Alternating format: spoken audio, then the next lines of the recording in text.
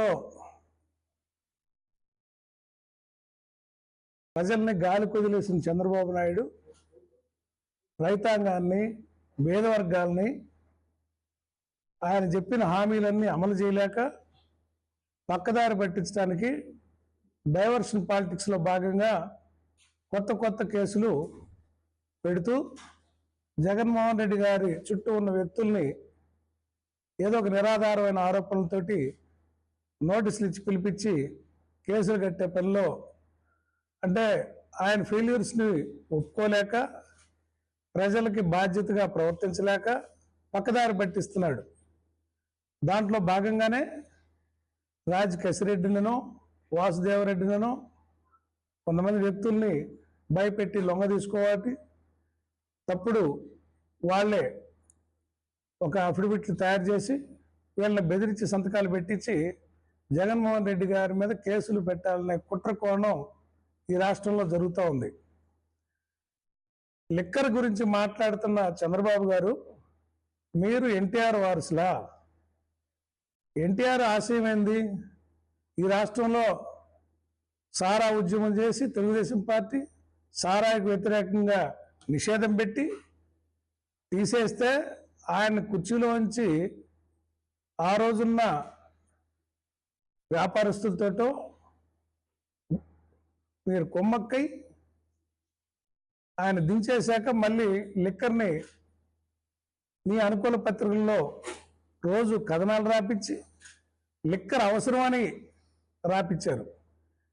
Liquor వద్దని రాసిన పత్రికలే మళ్ళీ పరిమితంగా లిక్కర్ ఉండాలని చెప్పి రాపించిన ఘనత ఆ పత్రికల క్రెడిబిలిటీ ఇక్కడ మనం ప్రశ్నించుకోవాలి. లిక్కర్ని ప్రవేశపెట్టమే కాకుండా చీప్ లిక్కర్ని కూడా ప్రవేశపెట్టి మళ్ళీ దాంట్లో బెల్ట్ షాపులు ఇచ్చి ఉగ్గు పాలతో తాగించినట్టుగా మంచినీళ్ళు లేని గ్రామాల్లో కూడా నువ్వు లిక్కర్ అవైలబిలిటీ తీసుకొచ్చి ప్రజలు గ్రామాల్లో నీరు రాకతలకి, చంద్రబాబు నాయుడు గారు రాకతలకి ఊరి చివర ఎక్కడో ఒక మూల ఉండేది. మండలంలో పెద్ద గ్రామాల్లో 2-3 గ్రామాల్లో ప్రభుత్వ సారాయి దుకాణం అని ఉండేది. అక్కడికి పోయి తాగి రావడానికి మనిషి సిగ్గుపడతా ఉండేవాడు. సారాయి తాగిన మనిషి పగల ఇళ్లకు కూడా వచ్చేవాడు కాదు. పొద్దుపోయాక ఎవరు చూడకుండా ఉన్నప్పుడు వచ్చేది, ఇళ్లకు చేరేవాళ్ళు ఆ రోజుల్లో. నువ్వు వచ్చాక జనరలైజ్ చేసి అసలు తాగినోడు మనిషే కాదు అన్నట్టు క్రియేట్ చేసి ఎలక్షన్లో మందు పంపిణీ చేసి ఇంటింటికి సీసా ఇచ్చి ప్రతి మనిషిని తాగుబోతులుగా మార్చింది నువ్వు కాదా చంద్రబాబు? 15 సంవత్సరాలు, ఇప్పుడు 4వసారి.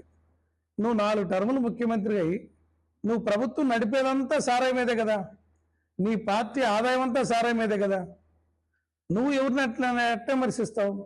జగన్మోహన్ రెడ్డి గారు 4,500 షాపులుంటే 1/3 షాపులు తీసేసి 1,500 షాపులు తీసేసి ప్రభుత్వ దుకాణాలు పెట్టి, అంటే సిండికేట్లు లేకుండా, దళారులు లేకుండా, వీళ్ళు ఇష్టం వచ్చినట్టు గతంలో లిక్కర్ మాఫియాలు ఉండేవి.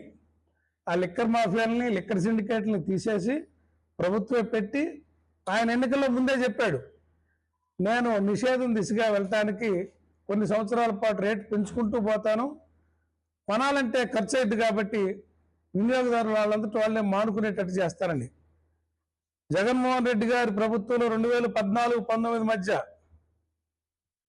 ఒక టైమింగ్ ఉండేది. ప్రభుత్వ షాపులు ఉండేవి, ఒక వేళలో మాత్రమే అవి ఉండేవి. ఇవాళ అర్ధరాత్రి అపరాత్రి ఉందా? అసలు ఒక టైం ఉందా?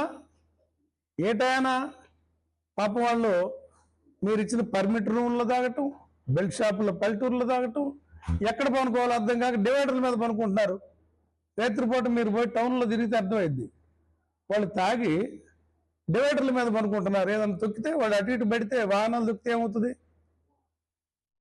అసలు ఏ ప్రభుత్వం అన్నా పంట పండించేవాడికో ఉత్పత్తి చేసేవాడికో సబ్సిడీ ఇవ్వటం సహజం. నేను ధరలు తగ్గించి అమ్ముతాను అంటే అది ఒక స్కీమా? సారాయి ధరలు తగ్గించి నేను అందరికి అందుబాటులో ఉంచుతాను, దాంట్లో మళ్ళీ మా పార్టీ వాళ్ళే టెండర్లు వేస్తారు, మా పార్టీ వాళ్ళే చేయాలి, ఇంకొకరు కొత్త వాళ్ళు చేయకూడదు, చేస్తే కేసులు పెడతాం, ఒకవేళ ఏ పార్టీ సంబంధం లేని వాళ్ళు ఆ వ్యాపారంలోకి వస్తే సిండికేట్లో రావాలా, సిండికేట్లో రాకపోతే వాళ్ళ మీద రైడ్లు చేపియాలా, వీళ్ళందరూ సిండికేట్లు మళ్ళీ ఎమ్మెల్యేలకి వాటాలు ఇవ్వాలా, ఎంఎస్పీ ప్రైస్ కమ్మిస్తానని చెప్పి నువ్వు ఇప్పుడు ఎంత అమ్ముతుంది? బాటిల్కి 40 రూపాయలు, ఫుల్ బాటిల్కి ఎక్స్ట్రా ప్రైస్ అమ్ముతున్నావు. ఈ లంచాలన్నీ ఎవరికి వెళ్తున్నాయి? ఎమ్మెల్యేలకి షాపుల్లో వాటాలు ఇచ్చారు. ప్రతి షాపులో వాటాలు ఇచ్చిన మాట బహిరంగ రహస్యమే కదా, అందరు చెప్పుకుంటుందే కదా. మరి అధికంగా అమ్ముతున్న క్వార్టర్కి 10 రూపాయలు, ఫుల్ బాటిల్కి 40 రూపాయలు ఎక్స్ట్రా అంట. ఈ డబ్బులు ఎవరికి పోతున్నాయి? డిస్టిలరీలు జగన్మోహన్ రెడ్డి గారు ఒక్క డిస్టిలరీకి కూడా అనుమతి ఇవ్వాల, కొత్త ఫ్యాక్టరీకి ఒక్కటి కూడా అనుమతి ఇవ్వాల ఆయన.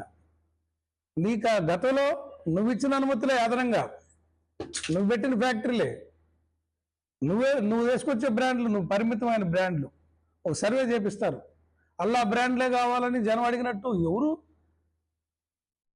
కొన్ని బ్రాండ్లు 4-5 బ్రాండ్లకి పర్మిషన్లు ఇవ్వటం, ఆ బ్రాండ్లకి ఇస్తున్నాను కాబట్టి వాళ్ళ కాడ లంచాలు తీసుకోవటం. మా ప్రభుత్వంలో ఇవన్నీ లంచాలు తీసుకునే పని అయితే తక్కువ వేళల్లో షాపులు ఎందుకు పెడతారు? కరెక్ట్గా ఒక టైంకి ఎందుకు మూసేస్తారు? ఒకే టైంకి ఎందుకు తెరుస్తారు? 24 గంటలు తాపించలేదే? మద్యాన్ని ప్రోత్సహించి మద్యాన్ని తక్కువ అమ్ముతున్నాను మీరే తాగండి అని చెప్పి ఇటువంటి ముఖ్యమంత్రి చంద్రబాబు నాయుడు గారు, ఇది ఒక విచిత్రమైన పరిస్థితి. ఇవాళ రైతులకు గిట్టుబాటు ధర ఇవ్వటంలో అన్ని పంటలకు నువ్వు ఫెయిల్ అయ్యావు, ఆరోగ్యం విషయంలో నువ్వు ఫెయిల్ అయ్యావు, వెల్ఫేర్ స్కీమ్స్లో నువ్వు ఫెయిల్ అయ్యావు.